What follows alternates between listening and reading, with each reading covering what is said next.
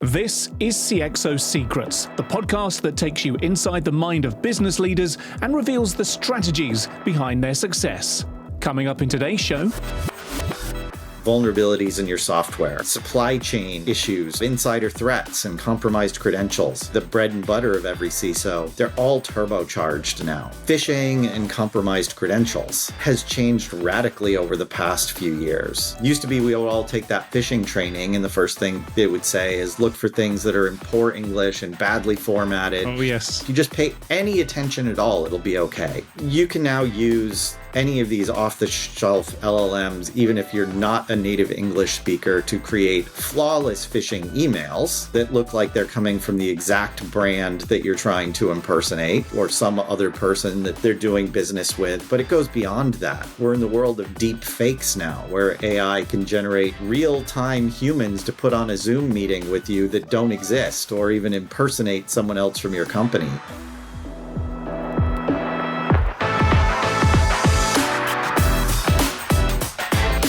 CXO Secrets is powered by EDS, going beyond connections. Find out about upcoming C-level events, experiences, and insights at edsxevents.com. Steve Wilson, Chief Product Officer at Exabeam. Thank you very much for joining us on CXO Secrets. Hey, David, thanks for having me. Now, whereabouts are you joining us from today, and what can you tell us about your role at Exabeam?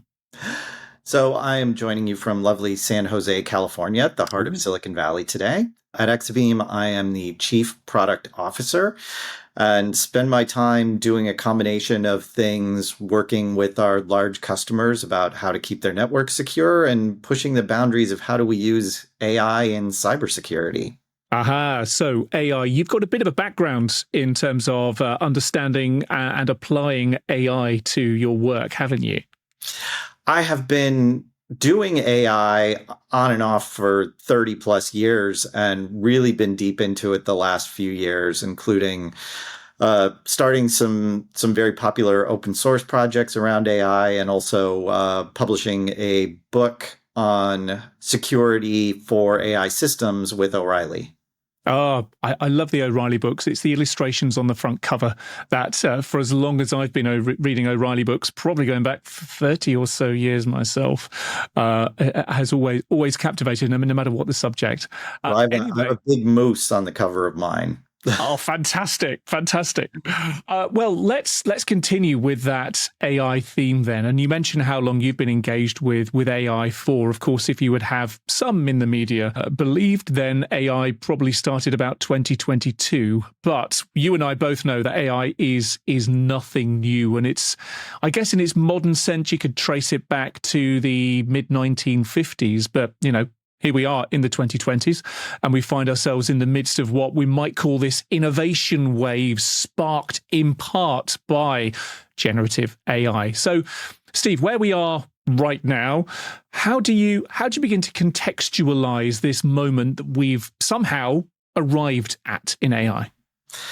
So, obviously, you're spot on. There's been steady work on artificial intelligence for 70, 80 years now. It's just been going on for a very long time.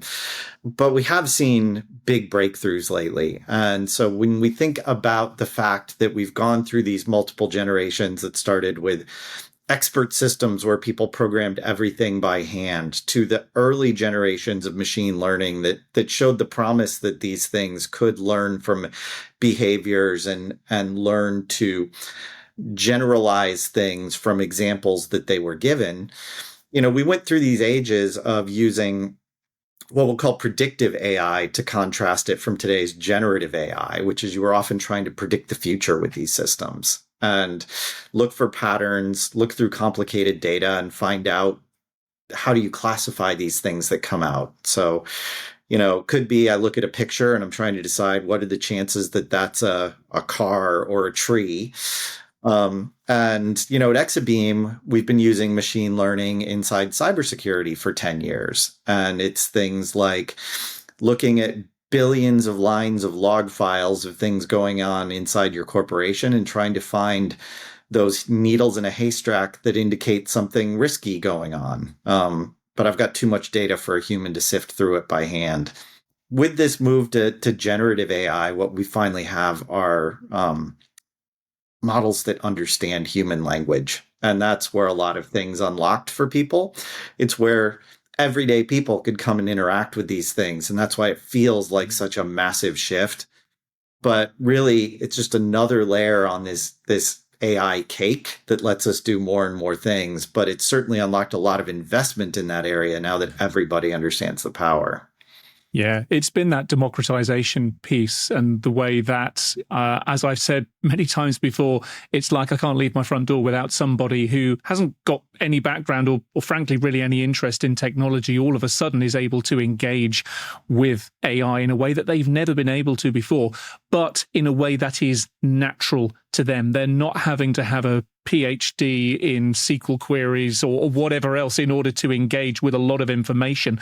They're able to enter, not just type, but talk now as well in natural language and get such incredibly powerful, rich responses back, seemingly very quickly, seemingly for free. That's kind of been the inflection point for me over the last maybe 3 or so years.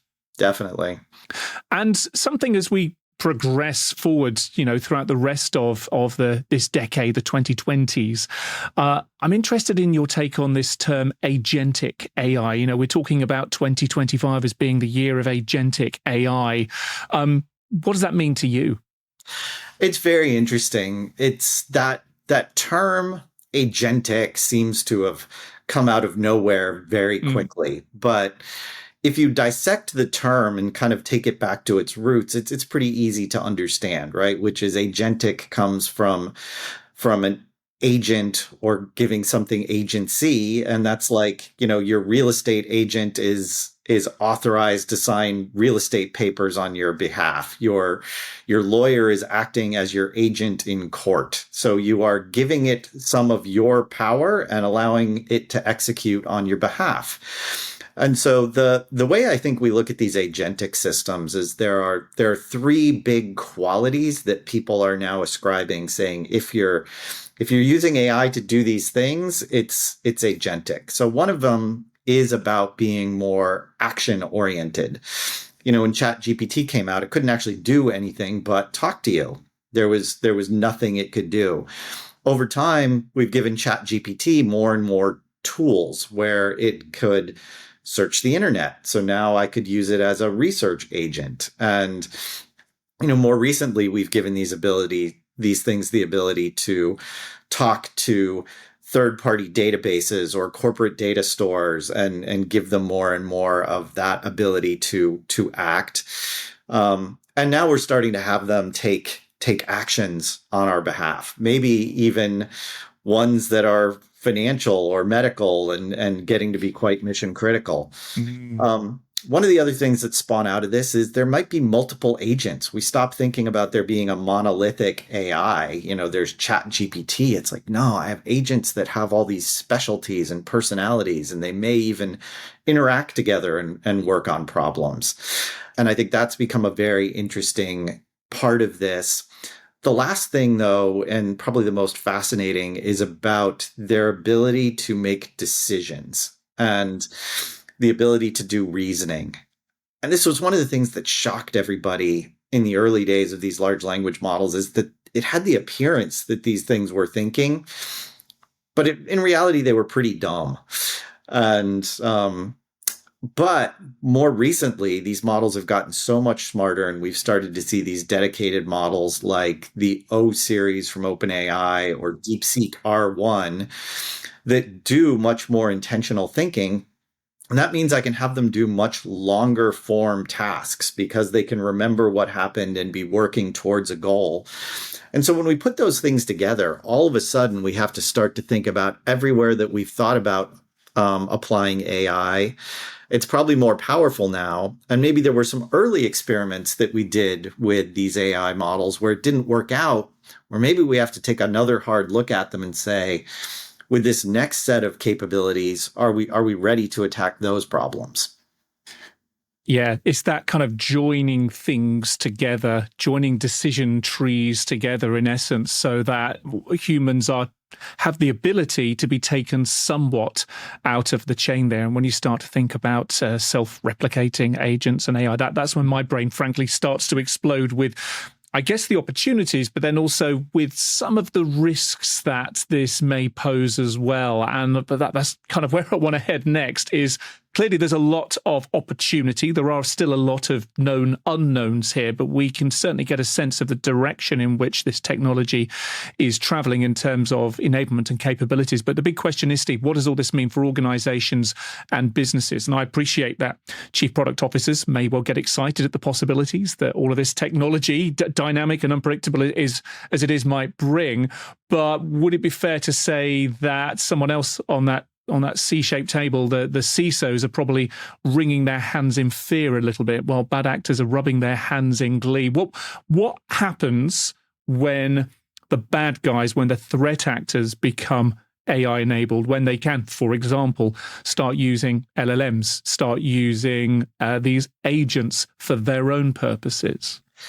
So it's interesting. There's one set of things that happen is there's a new class of attack surface with new vulnerabilities that you need to worry about as your company rolls out these technologies. If you're starting to build your own agents or add AI to your own software, now you have new things that you have to worry about. They have new names like prompt injection and data poisoning. Mm-hmm. So CISOs need to educate themselves on what are these new variants that I need to think about in terms of things that I might need to defend against. But then you have all of the other vulnerabilities that you're used to, with people trying to get onto your network by exploiting vulnerabilities in your software. You have supply chain issues to worry about, and you have insider threats and compromised credentials. All those things are the bread and butter of every CISO. They're all turbocharged now. And so you look at the thing that's been at the top of every CISO's list for years, which is phishing and compromised credentials. That has changed radically over the past few years. Used to be we would all take that phishing training, and the first thing they would say is look for things that are in poor English and badly formatted. Oh, yes. They're coming from a third world country and they don't speak English. And if you just pay any attention at all, it'll be okay. You can now use any of these off-the-shelf LLMs, even if you're not a native English speaker, to create flawless phishing emails that look like they're coming from the exact brand that you're trying to impersonate, or some other person that they're doing business with. But it goes beyond that. We're in the world of deep fakes now, where AI can generate real-time humans to put on a Zoom meeting with you that don't exist, or even impersonate someone else from your company. And, we've seen reports in the news of this happening, but we even had it happen at Exabeam, where we had a remote engineering position open that someone applied to. We flagged something about it that seemed anomalous. And when they really went in and investigated, they found out this person wasn't who they said they were. They were wearing a fake AI-generated face with a fake voice. And this is starting to happen every day. So what we've got is basically a turbocharging and acceleration of every vulnerability that you're used to. The question then becomes, how do I defend myself against this stuff? Yeah, what one take on this that I've heard, and I can certainly agree with some of it. I need to think a bit harder. I'd be interested in your take, is that you mentioned turbocharging there. That's what AI enablement for the bad actors does.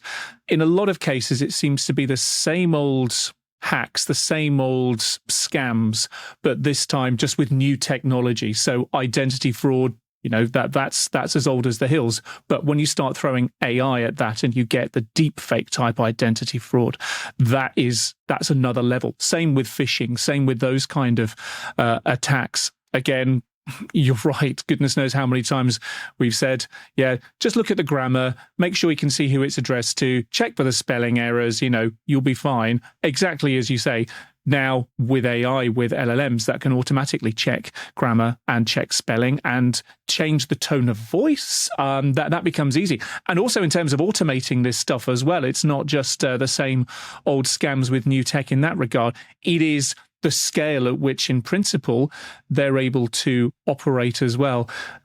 Would it be fair then to summarize that AI enablement's what I'm leaning into here. AI enables bad actors to work smarter, not harder?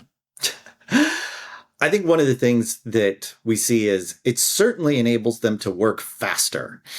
And even if they're just trying to do what they were doing before, they can do it a million times faster. And what that means to a CISO is we've always had it as a core tenet of cybersecurity that security by obscurity is not good enough. But still, most of the world gets away with that. Every large company has a huge backlog of known vulnerabilities that they're sitting on, hoping that nobody's going to try and exploit them.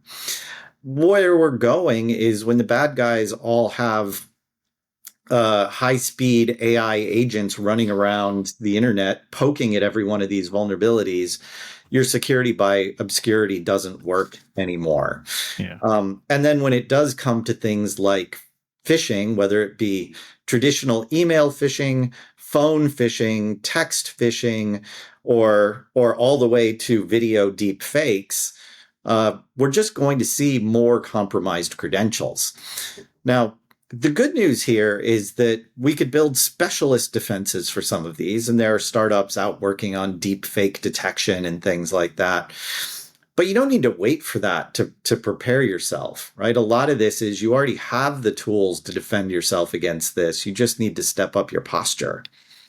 Yes, stepping up your posture. That's where I want to come to next, because we mentioned how quickly, and your point there, Steve, was about AI enables these attacks to develop, to evolve far faster than maybe we've already been used to. And the fact is that CISOs, SOC analysts, others involved in trying to maintain their organization security, they're already stretched just by the current human and human automated security threats. So, I talk about how AI enables bad guys to work smarter, not harder. Is there also an element that AI is going to enable the good guys, CISOs, SOC analysts, all the rest involved in security defense? How do you see AI helping them to work smarter, not harder? Right.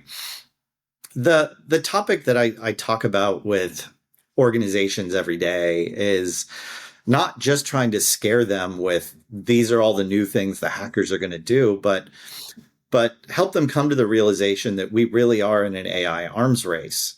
And what we have is everybody from the so-called script kiddie in their basement to the nation state actors in North Korea, Russia, and China now have access to frontier class AI. You'd better also have access to the latest, greatest AI. And most companies are not in that business. They're in the business of building cars or airplanes or doing financial transactions. And so you need people who are going to help bring that AI expertise and that cyber expertise together and give you the tools that you need. And so, at Exabeam, we started this 10 years ago, far before ChatGPT, applying machine learning models to looking at the millions and billions of log file events that happen inside a typical enterprise, trying to find those needles in the haystack, those abnormal things that you need to go investigate. And the interesting thing is that while that's become well accepted technology, not everybody has it. There's still countless organizations depending on a lot of manual inspection of their SIM or manual creation of very brittle rules that aren't using dynamic machine learning. So what we have seen is a lot more interest in that. And with the coming of things like large language models, part of what we can do now is we can turbocharge that SOC analyst the same way that the bad guys are turbocharging themselves. And what that means is that I don't find a needle in a haystack and send a pointer to the needle to a human analyst and have them sift through it to try and figure out how important it is. I can do that, but then I can also send that information to an AI agent that will parse through it and come up with an English report that can get sent to the analyst saying, hey, I saw the following 5 things happen with David's account. I think it's been compromised. Here's why. Here's what the threat is. And here's what you should do about it. And start them from that point rather than send them off to do hours of investigation. This takes me back 20-ish years or thereabouts to when I was working. It was part of my job to write those log file adapters, we called them, where we worked. And it would be, I'd be writing Perl scripts, I'd be writing Corn shell scripts and all sorts across various operating system platforms just to try and find things of interest in log files from all, whatever they were, or all the different event sources within an operating system, and then chuck them up to, I guess, the modern day equivalent of a SIM, or the old. But yes, you used the word brittle in there, and that does feel like, as I thought I was quite good at what I did back in those days, but brittle certainly is true. And as soon as a vendor just changes the format, changes the message, with an infinite degree of subtlety, then that log file adapter just wouldn't pick up what was in that log file anymore. And the whole chain is broken. And particularly if you're correlating between different events,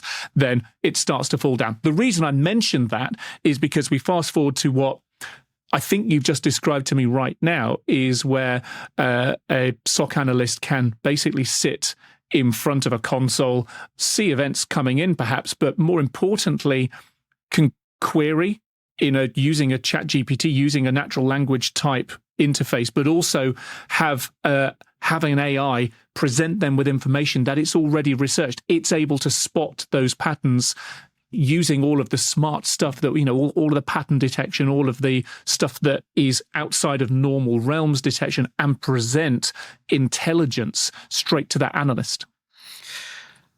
I think those of us who are old enough remember sort of the earlier generations of cybersecurity. And you talk about writing your manual scripts to parse log files.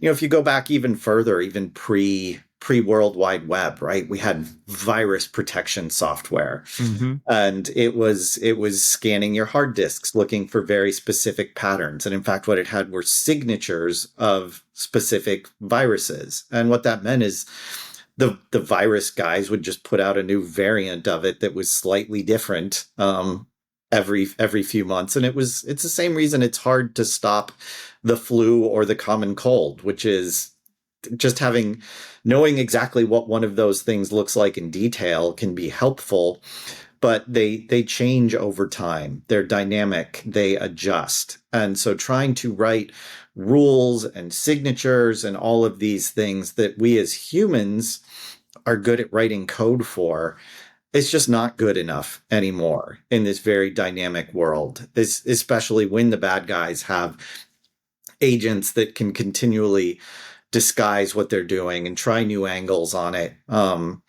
So certainly writing things like correlation rules and saying, look, I know if this happens and this happens, I want a very high certainty, quick notification about that. And certainly people do that with our system all the time.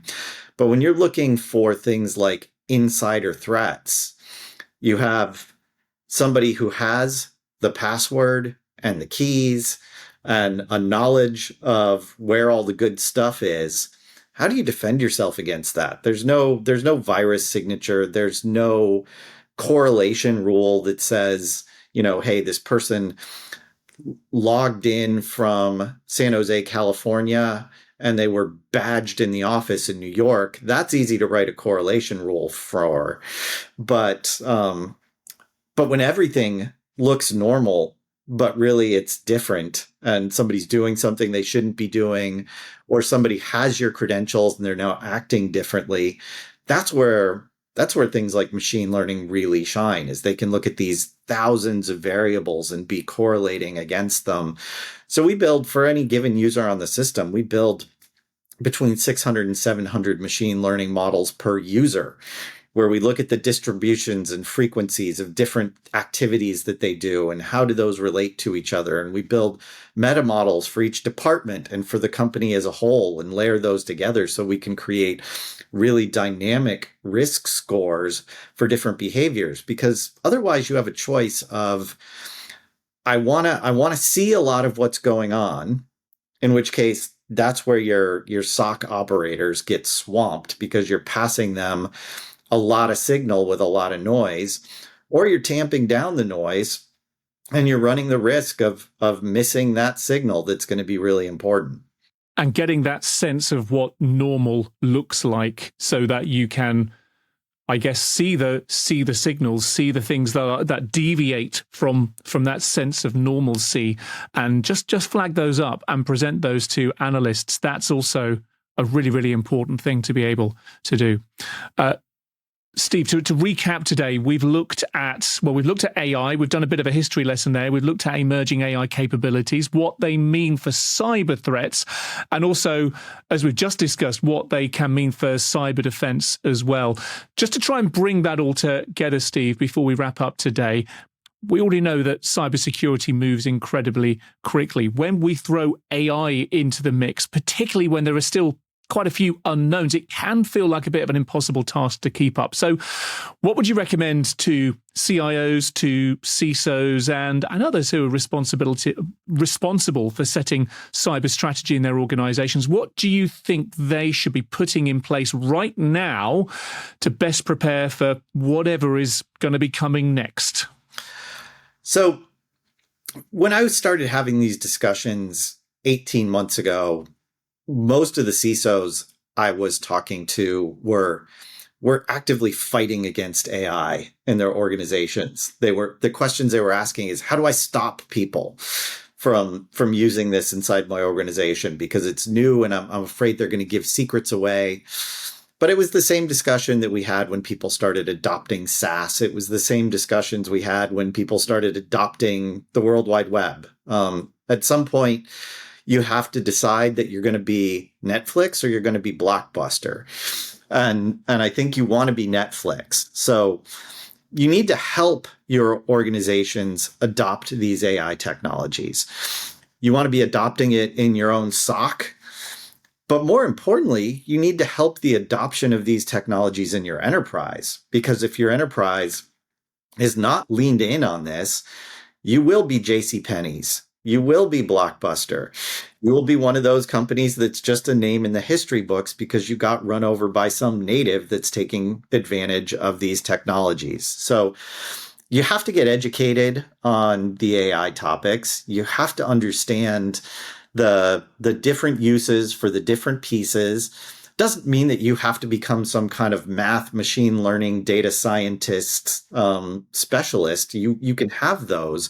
But you have to understand this works the same way that everybody who's a CISO understood the basics of network security because they had come up that way. They're able to talk to their organizations.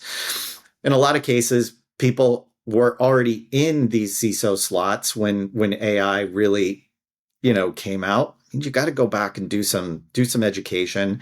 The other thing you need to do is you need to find partners. You need to find partners inside your organization, and you need to find companies you're going to work with who really are expert in these things. You need to decide who's going to be the right partner for you and your organization to help you deploy these technologies, because it's not always the case that you want to go and build all this expertise in-house.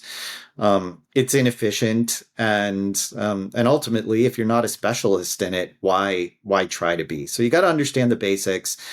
You got to find the people who are going to help arm you, and you got to lean in on that. And you have to enable your organizations to move fast and adopt these technologies quickly.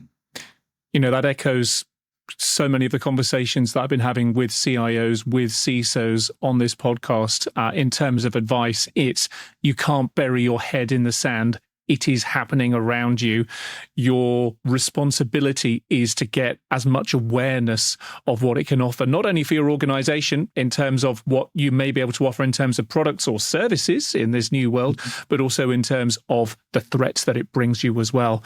There are so many different perspectives on this, and I know, Steve, we've not been able to touch on all of them. You mentioned it earlier on. We've been talking around protecting corporate infrastructure from AI-empowered threat actors, but again, you touched on it. Another part of the story is where you are developing AI systems yourself within your organization and they become compromised, algorithm or cache poisoning or bias, for example, and then usage within an organization. I guess you could call it shadow AI in there as well. There's lots of different angles on this that maybe we can discuss another time. But for now, thank you so much for taking us through all of that. But I can't let you go yet, Steve, because there are some things that we ask all of our guests at the end of our shows on CXO Secrets. And well, the clue's in the name, CXO Secrets. What is your secret, Steve? If you were to put your modesty to one side for a moment and tell us what key attribute you believe has enabled you to do what you do now, tell us what it is. So, I have had a lot of different roles in my career. I did some work at my first AI startup in 1992, and I've worked in developer tools and cloud computing and cybersecurity. I've also worn a lot of different hats. I started writing code. I've led engineering teams, eventually product management teams, and even product marketing teams. And the thing I will say is that the ability to understand these different roles, to walk in people's shoes, there's a lot of power in that. And in terms of, developing your own career and making yourself successful, going through some different roles, not always being the deepest expert in everything, but being able to walk across different domains can be really powerful. We also do a Pass the Question here on the show where you get to put a question to a future guest on the show, whoever they may be. We've got a question for you first, though, from one of our viewers this time. Thank you if this is your question. And this viewer asks, what's the most unconventional piece of advice that you've ever received in your career that has turned out to be beneficial? So, pretty early in my management career, my first management job, I had a great boss, and he took me aside at one point and he said, "Steve, you're a smart guy. You're one of the smartest guys here in a group of smart people. Mm-hmm. But being right all the time isn't helping you here." Okay. And kind of understanding the difference between needing to be right all the time, trying to prove that you're right all the time, and doing the right thing for the group and doing the right thing for the organization are not necessarily always the same thing. That's something to think on. Thank you for sharing that. My final question to you is, what question would you like me to put to a guest on a future episode of CXO Secrets? So I think one of the fun things for anybody in a CXO role to think about is how do you think about when you're using your head, and how do you think about when you're using your heart, and what are the roles of hard skills versus people skills, and how do you think about that, and how's it helped you develop your career? Great question. Steve, thank you so much for chatting to us today here on CXO Secrets. Hope to speak to you again. Thanks, David.